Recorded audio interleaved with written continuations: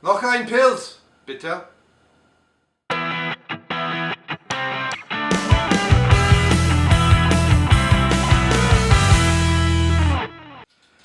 Hey, it's Bryon Lape back with a beer review, and here we have some beers aus Deutschland. So here we have Bitburger Pils in a can, a little over, it says 500 milliliters. So I've got, how many of these do I have, Toby? Do you remember? So that's 1, 2, so that's 4 liters of beer that I got for $15 instead of 1 liter beer for $15. That may have been a good thing. So since 1817, it says here, Zeit, that's since 1817, Bitburger. Bitte ein Bit. That's what it says right there. So this is a Pilsner beer. Now, if we want to stay to style as far as serving in Germany, fluted glass. And listen, yes, it's crystal. I actually cleaned it out. I don't know when the last time we used these. If I remember correctly, these are the Pilsner ones. I thought we had some glass Pilsner that were a bit larger than this. I can't find them. I swear I've got like 4 or 5 of them. I think I have one for each season and something. I did find another glass that I'm going to use for another one, but it's not really the fluted glass of the Pilsner. So in many places, at least in southern Germany where I live, when you order a Pilsner, you'll get it in a fluted glass. It'll be a little bit taller than this, and it'll be a little more fluted, but I think this is fine. This is not a champagne glass. Oh, nice Pilsner smell. Now, as far as Bitburger, I don't know how good they compare to the rest of Germany. Oh my gosh, look at that foam. Oh my goodness. That is so creamy looking. It's really good.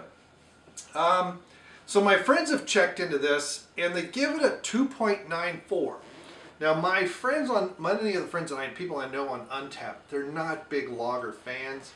Not really big Pilsner fans. So nearly a 3 is probably a good sign. So look at that coloring. Look at that. Now, unlike a lot of American so-called Pilsners, that has it's a golden color, but it's a consistency. It's not so pale yellow. Oh, noble hops right on the nose. Hint of soft malts, and the Pilsner malts tend to be softer. So this is Premium Pils, Germany's #1 draft beer. Mit Hallertauer und I can't read this. Bitburger Ziegelhopfen nach deutschen Reinheitsgebot gebraut. Okay, so with Hallertauer. Man, my German's getting worse and worse. My pronunciation. So that's a type of hop. That's a Hallertauer. I used to use that a long time ago. I found some old recipes of mine from like 25 years ago, and I used it a lot more than I remembered. And I guess, I don't know if Bitburger Ziegel, I don't know if that is a house hop because it says Ziegelhopfen. I don't know. Because it's in English and then that's in German, and it's in German on the other side. And of course, nach Deutschem with an M, Deutschem Reinheitsgebot gebaut. So it's brewed by the German purity laws in Bitburg, Germany, which I'm not sure where Bitburg is. I'm trying to see if there's a bit more information in English on here, and there isn't. Beer, Cerveza, you know, it's 4.8%. So anyway, I had Pilsner in Germany when I visited my parents at Funkstadt, but that's, I think maybe, no, I had some of the Stuttgarter Brau, I think it was a Pilsner. Now, if you really want to be technical, Pilsners only come from Pilsen, Czech Republic, but it is a style, and so you have to use particular malts and noble hops. And unlike the noble Pils that Sam, I don't know if they still make that. I had friends of mine called it Noble Piss. And it was horrible. I had it on the bottle multiple times. I had it draft. It was always bad. This smells really good.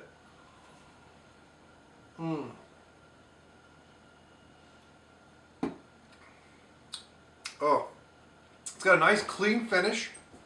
There's hints of, so it's only 28 IBU, so it's not going to be really bitter, but there's hints of bitterness. It's just kind of a hint.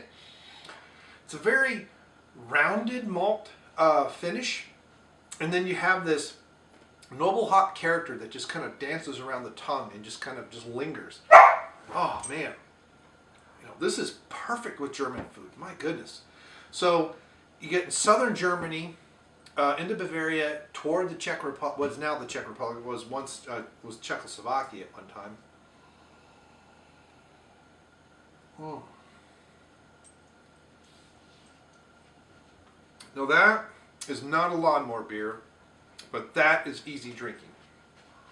That is smooth, hints of bitterness, in particular because it's still cold, so it should be about as bitter as it's going to be. A little bit warmer, and it'll open up a little bit more. Now this is a beer that is served a little colder, but not as cold as I've got it. Man, that is good. I mean, for a mass-produced beer, I mean, Germany's #1 draft beer, I suspect that it's a larger brewery. I mean, this is the type of beer that Sam Adams tries to, I mean, not Sam Adams, Budweiser tries to be. And it's nowhere close. I mean, this is a mass-produced German Pilsner that is head and shoulders above the American. I don't know if that's supposed to be a Pilsner or Pale Lager. I don't know. I mean, I've had Czech Var. It's been many years, which is the Budvar, which is the original Budweiser. And it is very good. I like it better than Pilsner Urquell. Pilsner Urquell to me is a bit skunky. Maybe because of the green bottles. Heineken's really skunky. At least here. I don't know about if you get it fresh from the brewery. Now this being in a can, this is good. Now I have had some better Pilsners, okay? Very few. Golden Pilsner that Sam Adams used to make back in the 90s was very good. But this is, I understand the fluted glass. It's not as good as what I remember the Funkstadt, but that was fresh. I mean, it was literally across the street from the brewery and the restaurant. Fresh pull, and it's been 23 years since I've had it.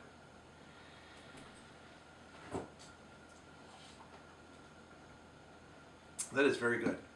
Now, this can is costing me almost $2 because I got 8 cans for $15 at the Germania Society. It's a Germania, German American Society in Germania, Chris Kittelmark.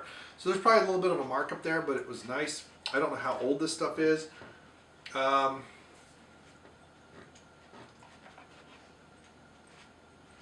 mean, there's a date of the 7th of July. I guess that's when it was canned, on 2019 at 106, I guess, 1306. And 2020 07/10. So I guess it's good for a year. That's what they're saying. But that is good. I mean, I could really now go for some a Jaeger Schnitzel with pommes frites. Oh, fried sauerkraut. It is. So you get into Bavaria, Czech border. You get a very interesting combination of Hungarian influence and kind of very sausage and stuff. So it's a little bit spicier than your typical German food, but not as spicy. It's interesting. Paprika is a very interesting plant, and it's my understanding. So you have Hungarian paprika, so Hungary. The soil there is a little bit different than what you get in, say, Austria, and that gets into southern Germany. But you get Austria, parts of Czech Republic, parts of Yugoslavia, all that was the Austro-Hungarian Empire at one point. And you get the same flavor in the, I guess that would be technically the northwest, right, where Austria is. But that soil, it doesn't get hot. And you get into Hungary, and it's hotter. And that part of Austria is very interesting because I've only been in the part around the Alps and the mountainous, the stereotypical Austria, but you've got a lot of lower foothills and plains when you get more eastward. Never been there, unfortunately, but that's where, Vienna and all that, and that is really good for what it's worth in a canned beer. I'm going to be a little more on, to me it's a 3 1/4. Oh, I'd love to try this on draft. I bet you on draft, I'm going to be giving it more like a 3 1/2. And for those of you who are afraid of head, don't try this. But see, that is actually right. That's a near perfect pour there for that glass. Probably a little bit more head on it. Now, if you're used to how the CO2, the bubbles are flowing on the Sam Adams glass, that's going to look a little flat, but that's about pretty active for this type of glass and this type of pour. Especially a hand pull, so most people are used to on draft, they just go and it goes. But if you have it's carbonated and you don't have that forced CO2 carbonation that you get, that you used to here, and you actually have to pump it out like in England or Germany, and it takes time because it'll foam up, you let it settle, foam up, and let it settle. It's going to be a creamier foam. I mean, you can't really see, it's hard for me to show you on camera here, but the bubbles are pretty small. There's a mixture there, there's some bigger bubbles, but it has a nice creaminess texture to it. So anyway, 3 and 1/4 from me. Very good Pilsner. This would go with just about any food you want to have. In particular, if you're going to do kind of sausage, any German food at all, you could do about any fish. It could be sour, it could be hot, it could be spicy. This would go with Mexican food. I mean, literally anything you want to eat for a main course, vegetarian, meat filled, doesn't matter, it'll go. So you go. Have you had Bitburger? Those of you in Germany who are expecting me to speak more German, es tut mir aber leid. Mein Deutsch ist ganz schlecht und ich muss in English sprechen. So, if you had this, you like it, not like it, I believe it's one of their larger brands, a little bit more mass produced, but still good. I would drink this any day over any mass produced American beer. So Budweiser, Coors, Miller, any of that crap. If this is what Budweiser's kind of like what they're trying to be, they are failing miserably. And being owned by a Belgian company doesn't help, because bottom line is all they care about, quality. They're, you know, nah. So see you later. Thanks for stopping by. Thanks so much for clicking a like. Thanks for sharing these videos. I'm seeing more and more people on Twitter posting these things organically. That's awesome. This channel we're struggling to grow, and we thank everybody. I thank everybody that's watching these videos and gives me some kind of feedback. What they like, what they don't like, it's all welcome. Thank you very much, and we will see you. Goodbye.